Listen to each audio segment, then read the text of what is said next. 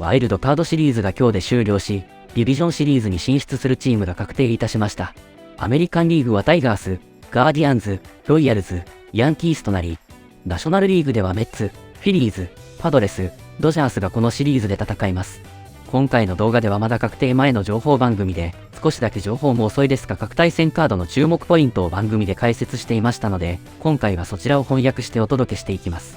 このチャンネルでは日本人メジャーリーガーに関する現地放送局の様子を翻訳してお届けいたします。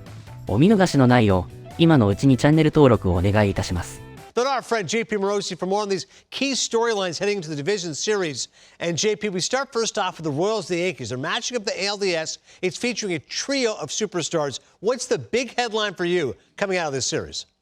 Adnan, good evening. We could see the three American League MVP finalists all playing in one postseason series. Enjoy it, baseball world, because you don't see this very often. Aaron Judge, Bobby Witt Jr., Juan Soto.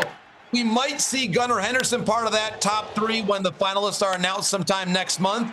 But imagine, Adnan, how fortunate we are as baseball fans to be able to enjoy these three players all at once. And when you consider what Soto and Judge have done together as Yankee teammates, both hitting more than 40 home runs, this has been done by Ruth and Gehrig, Mantle and Maris, and these two gentlemen on the sides of your screen.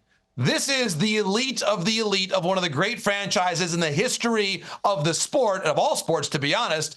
And then with Witt, he was quite literally the decisive player in a low-scoring series against the Orioles. So enjoy it, everybody. Yeah, that Bobby Witt sprint speed, JP, 4.14 seconds to first base. Unbelievable as he beats that infield single in Game 2. Speaking of their pitching, Michael Wacha gets the ball in Game 1. What do you expect out of him? A lot of changeups, Adnan. It's going to be a changeup, four-seamer combination likely. And I go back, though, to thinking about what Michael Wacha has done during his career. He made one postseason relief appearance for the Rays a number of years ago. But remember this? Back in 2013, first year in the big leagues, he won 4 consecutive decisions for the Cardinals, including a clinching game in the NLCS against Clayton Kershaw. And then he won a game in the World Series at Fenway Park as a rookie. So it's an amazing journey for Michael Wacha. He certainly has had some injuries ever since then.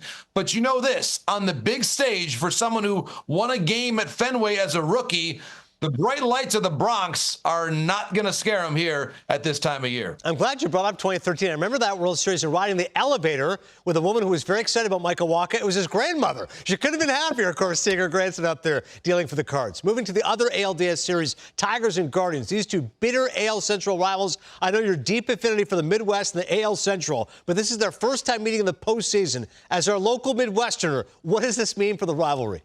Well, first of all, Adnan, how do you like the Midwest now? The AL Central is 4-0. We're the focus of the entire baseball world. But how about this? Detroit and Cleveland, the last time these two cities met in anything major like a playoff series, LeBron was playing in it. It's never happened before. The Tigers and Guardians meeting in the postseason. This goes back to a bit of local lore, the curse of Rocky Colavito. Yes, the Keen Colavito trade from 1960 when the very popular Rocky Colavito was traded from Cleveland to Detroit. Bit of a salary dispute, so he goes there and plays for the Tigers. At the time, Kalan was there, of course.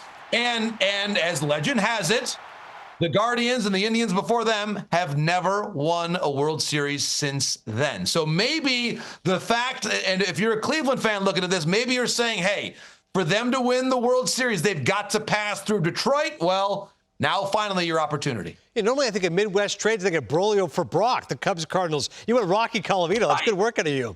Jose Ramirez has been a Tiger hunter all season. How will Detroit attack Ramirez this series?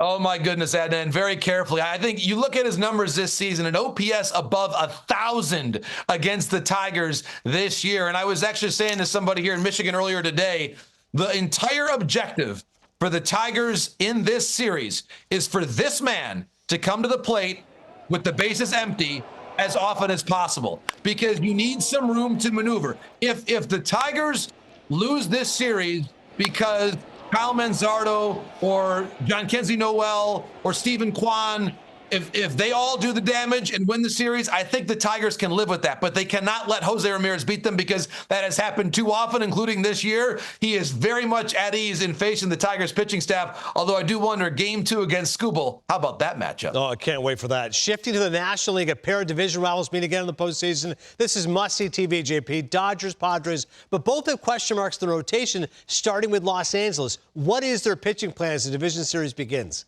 Well, they'll start with Jack Flaherty, whom they acquired from the Tigers, which is a whole separate story when you think about the intersecting roads of these two teams. But Jack Flaherty, there is, I think, Adnan, of the two pitchers on your screen right now, Flaherty has more pressure. And the reason is that the supporting cast after Cease, I think even with the uncertainty surrounding Musgrove, the Dodgers have a lot of uncertainty with their rotation. Yamamoto likely to go in game 2, but even him, he has not been going deep into games. And then do they get a start out of Landon Knack at some point in time as you move forward? The Dodgers, Adnan, this is the stat of the postseason, and I'll keep saying it until it changes. The Dodgers have played 15 consecutive, 15 straight postseason games without any of their starting pitchers recording an out in the 6th inning. The 6th, not a one. That goes back to the 2021 division series with Max Scherzer on the mound. And Max, as you know, has pitched for 2 different teams since then. That's a long time. And so the Dodgers have to find a way at some point here to get length out of one of their starters, because that has not been the case for the last few years. And that is why they're still searching for that first World Series since 2020. 5 and dive, the motto right now for this Dodgers pitching staff. And San Diego facing rotation questions as well. I'm with you. They have more depth, but if you lose Musgrove, that does hurt. What's the latest on him? It's a bit of a day-to-day situation right now, Adnan. We would not see Musgrove pitch until probably game 3 or even 4 of this division series. Reporting from Kevin Acee last night of the San Diego Union-Tribune was that initially it appeared as though Musgrove avoided the worst-case situation in terms of the elbow getting looked at. There is believed to be no ligament damage based on the initial information, based on what the Padres have shared and what Kevin Acee reported. But here is what this group could be going forward if Musgrove is not part of it. And I'll say this, Martin Perez has been really good. And when you consider the advantage of a lefty, and listen, Ohtani can hit lefties, righties, anybody on the planet, but you do wonder about the advantage of having more lefties to throw at the Dodgers when you've got Freeman and Ohtani at the top of the lineup. Wouldn't be a bad idea to maybe give Martin Perez a start anyhow. So I like overall the Padres my depth more than the Dodgers, but Adnan, that's why they play the games. That two-seamer of Michael King, by the way, was unbelievable. I could watch that all day. My last thought here for JP, Dodgers and Padres. You ask most experts here at MLB Network, and most of us are picking the Padres. Do they just have the Dodgers number, beat them in 2022, and this year it feels like they're the favorite? Does that feel that way to you? It does, honestly, and I believe the Padres find a way to win this series as well. And part of the reason is, you go back to 2022 there with Grisham, now, of course, the Yankee, some big moments in that series. What I see with the Padres is lineup depth. Obviously, the top 3 of the Dodgers, and you could even say the top 4, is one of the best of any team we've ever seen.